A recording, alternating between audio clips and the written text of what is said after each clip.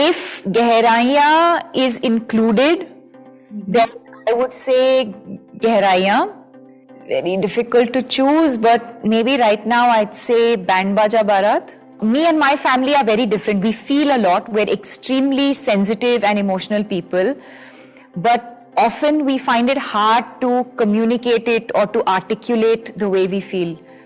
But I think we're both equally each other's cheerleaders. Because I have a cheerleader in him, I think I'm able to make bolder choices.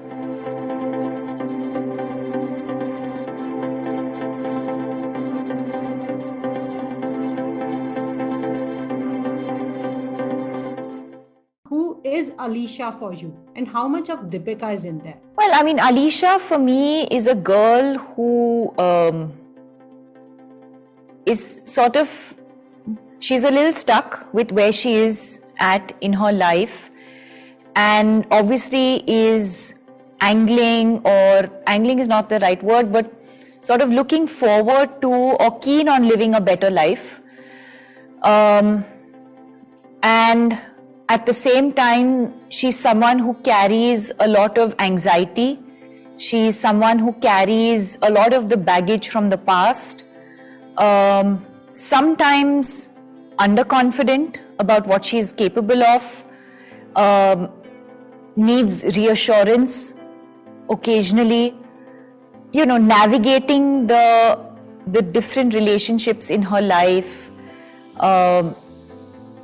Certain relationships were a certain way, but now as she's gotten older, those relationships have changed.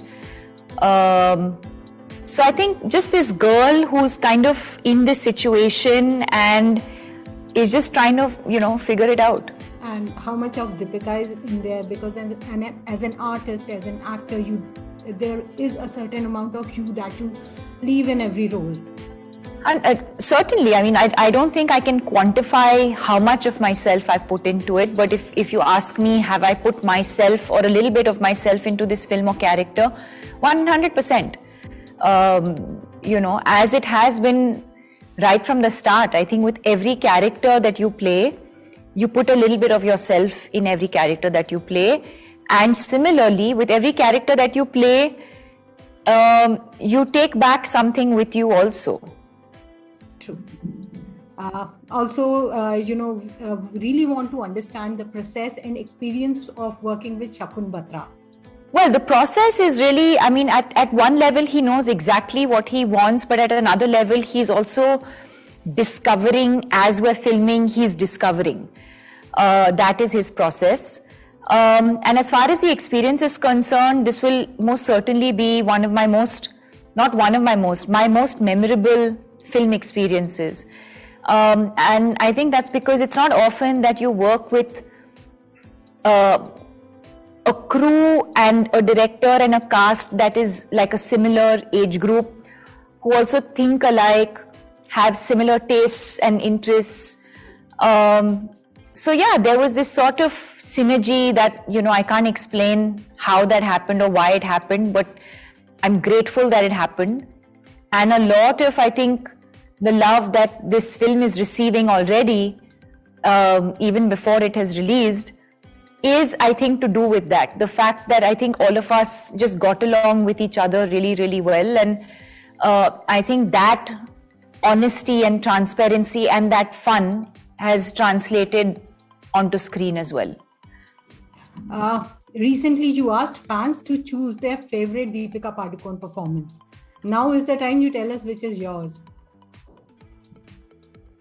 I have to choose my own favorite performance. Yes, and you have to choose one. You asked us to do that, so I think it's only fair.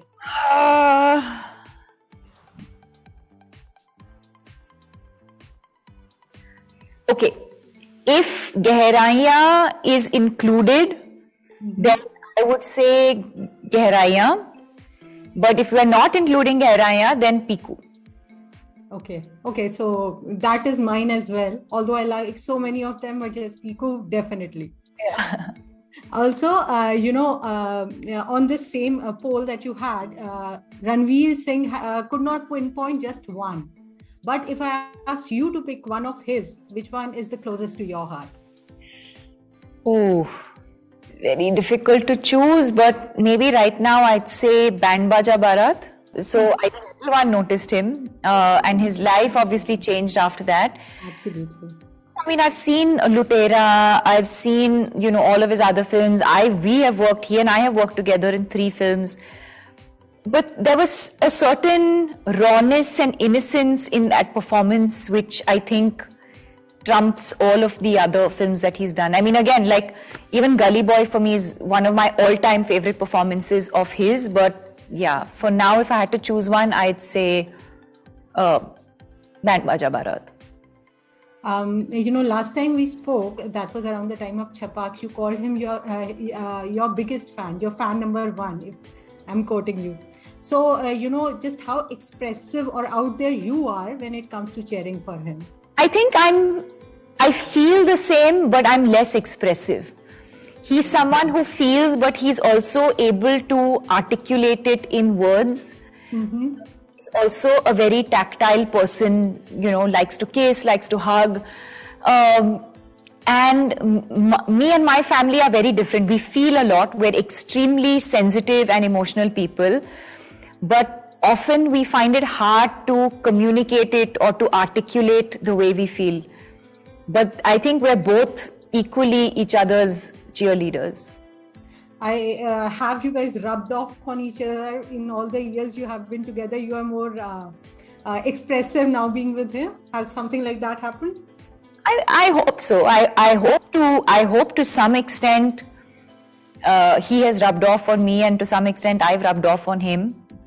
Yeah, I think we have. I think we have. I mean, he does say that, I've read some of his interviews, and he does say to people that if I wasn't in his life would have been very different. Maybe he would handle his success very differently. And so I appreciate that. And for me, yeah, I think because I have a cheerleader in him, I think I'm able to make bolder choices. That's beautiful. Your experience as a producer, 2 films down, you are already working on, you've announced the new one. So what made you take the jump, and what are your priorities as a producer? I think what made me make the jump was when you realize that, sometimes there are films that are out there that I may not necessarily fit into as an actor. And without my involvement in a film as an actor, then sometimes maybe a movie cannot be made or may not be made. But at the same time, it's important for those stories to be told. And so that's how I view it, The way I choose those films are the same as the way I would choose my films as an actor, which is just passion and gut, instinct. But then not every film can accommodate me. But at the same time, you want that story to be told. And therefore, I think you produce that film, because that way you're still able to tell that story and share it with the world,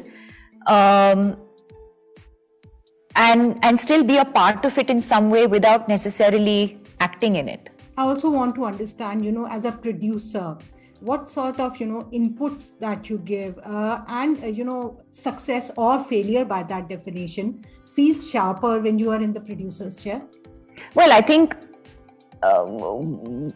when a film doesn't translate, when a film means a lot to you, I'm not talking about the economics of it now. I'm talking about emotionally, when you've invested a lot in a film, and when the film and the character means a lot to you, but unfortunately for some reason you were not able to communicate that to an audience. Either it's a shortfall in the screenplay or in the direction or in the performance, or you can't even attribute it to one thing. It's just, for whatever reason, it doesn't translate in the same way to an audience. I think that is the most disappointing, Somewhere if you know that, yeah, I'm also not sure about this film, and then the audience also doesn't appreciate it or doesn't accept it, then you don't feel that bad, because somewhere, yeah, even I felt that, maybe somewhere I made the wrong choice or the wrong decision. But when it means a lot to you, but the audience doesn't receive it the same way, I think that is extremely painful. You have famously said that, Om Shanti Om was the first time you landed on a film set. You had no idea exactly what the business was about, what acting was about. From then to now, it has been, over a decade and a half. How do you see your journey? A lot of learning, a lot of growth, evolution, mistakes, learnings.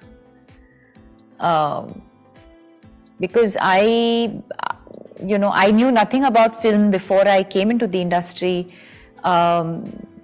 I don't know anyone who's a part of the film fraternity. I don't have family, no friends. Everything that I know today is everything that I have learned by being on a film set, all the time that I have spent being on a film set. So I think for me, from being presented in the most beautiful way possible, then making the wrong choices, making mistakes, and then learning from that, and then going on to choose really interesting characters and interesting films. I think it's been quite a journey, and I think I've learned a lot and grown a lot along the way. What sort of films you are watching now? What sort of content you are consuming? Honestly, right now I'm consuming all kinds of content, like whether it is, right from Schitt's Creek to Succession to Patal Lok to Money Heist.